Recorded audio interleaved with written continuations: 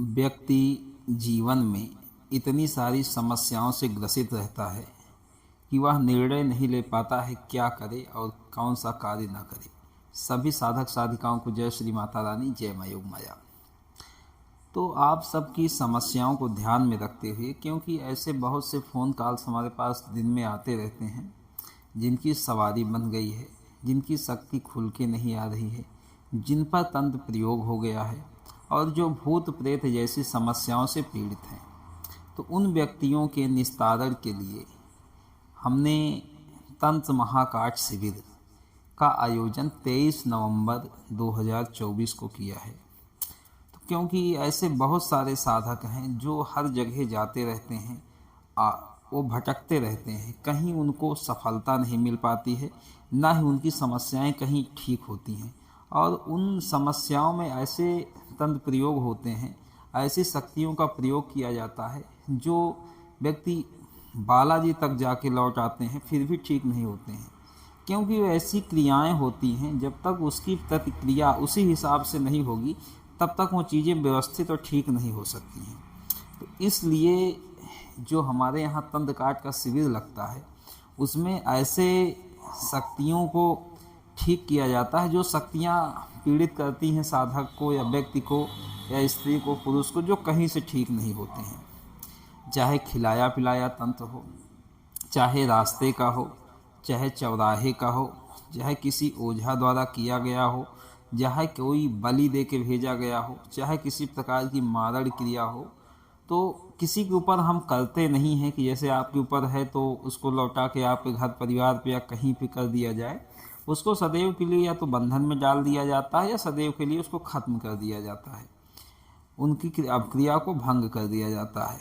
तो ये सारी चीज़ें एक व्यवस्थित तरीके से करने पे ही होता है, क्योंकि हम सदैव तंत्र काट नहीं करते हैं। एक विशेष अवसर पे ही, विशेष समय पे ही तंत्र काट के लिए हम आयोजन करते हैं, जिसमें जो भी साधक वर्ग है वो साधनाओं से संबंधित सफलता नहीं मिल पा रही है, जैसे कोई बंधन लगा दिया गया है, कोई रुकावट आ गई है ऐसी जो बंधन टाइप की है, या आपके व्यापार को बांध दिया गया है, तो कार्य, व्यापार, साधना या आपका घर परिवार किसी भी प्रकार से तंत्र मंत्र यंत्र आदि चीज़ों से पीड़ित हो, तो आप उसको हमारे यहाँ आके सही करवा सकते हैं।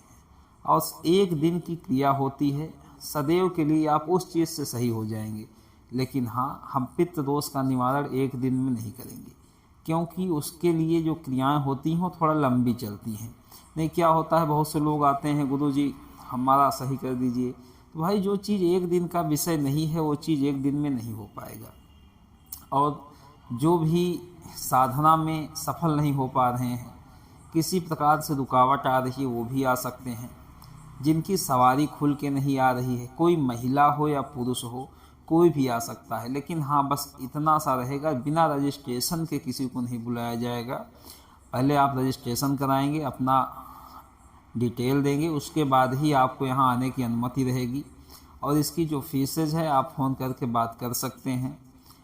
और भी कोई ऐसी समस्या जिसका निस्तारण आपके जीवन में ना हो पा रहा हो, तो उसके लिए भी आ सकते हैं। कोई भी पारलौकिक समस्या हो, कैसी भी समस्या हो, तो उसका निस्तारण हमारे यहाँ से कर दिया जाएगा। और सदैव के लिए उस चीज़ से आपको छुट्टी मिल जाएगी जिस चीज़ से समस्या होती रहेगी। और जीवन है, जीवन में कहीं ना कहीं समस्याओं का आना जाना लगा रहता है, लेकिन ये पारलौकिक जो समस्याएं हैं इनसे व्यक्ति का जीवन नष्ट होने लगता है। कितना भी आप कमाएंगे, आपके जीवन में उन्नति होनी ही नहीं है। कितना भी आप धर्म कर्म, देखो बहुत जगह तो ऐसा बहुत से केसेज हमको देखने को मिलते हैं जो मंत्र भी जाप करते हैं, चालीसा पाठ भी करते हैं, हवन आदि कर्म भी करते हैं, फिर भी उनको प्रेत बाधा है, ठीक नहीं हो पा रहे हैं। तो वो साधक भी आ सकते हैं।